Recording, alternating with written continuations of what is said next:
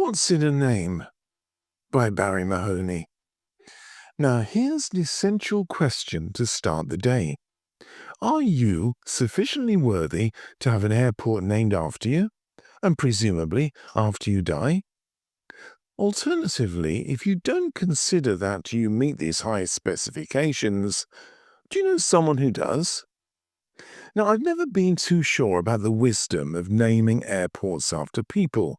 If, for example, I wish to fly to Paris, I wish to fly to Paris, and not into the arms of someone called Charles de Gaulle.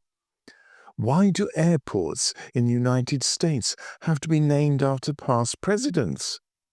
Washington National Airport used to be called just that, until it was renamed the Ronald Reagan Airport. Surely it was already named after a president called Washington, so I fail to see the point.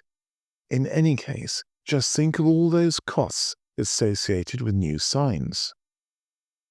Despite some reservations, I'm very pleased to hear that the island of Lanzarote will shortly be changing the name of its airport to Cesar Manrique. This name change has been requested by many residents for some time and was recently agreed by both the Prime Minister of Spain, Pedro Sanchez, and the President of the Canary Islands, Fernando Clavijo. As an admirer of the work of Cesar Manrique, I believe this to be an excellent choice in honouring someone who made a considerable and positive impact upon the island of Lanzarote, as well as the other islands in terms of architecture and the environment.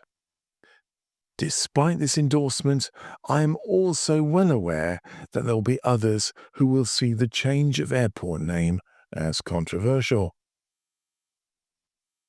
Other airport naming controversies include renaming the island of Madeira's airport to Cristiano Ronaldo International, and I'm not sure what the Spanish taxman thought of that particular honour.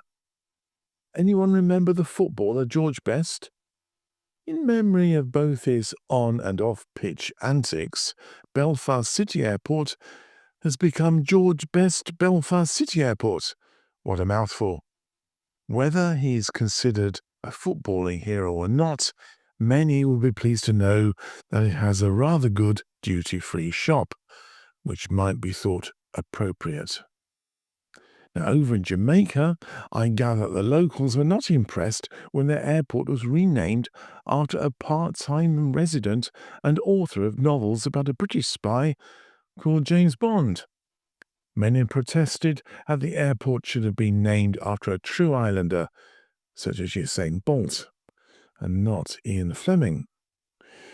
John Lennon, Louis Armstrong, Mozart, Bill and Hillary Clinton, Marco Polo, and even Robin Hood are all preserved for posterity in the names of some of the world's airports. Interestingly, the UK's Civil Aviation Authority has banned the official naming of British airports after famous people in the future, which I think is an excellent decision. Personally, I would much rather the airport be named after the place that I'm travelling to, rather than someone I've never heard of or have no interest in. I'm also very grateful that I'm spared from flying to Margaret Thatcher International or Donald Trump International. We'll see what that happens. But I guess whether or not you'll agree will depend upon your own political point of view. Now, you have been listening to What's in a Name, which is part of the Let Us Me Atlantic series by Barrie Mahoney. You can find out more about me, my books, podcasts, and blogs by going to my website, www.barriemahoney.com. And it's Barrie with an IE. Thank you for listening.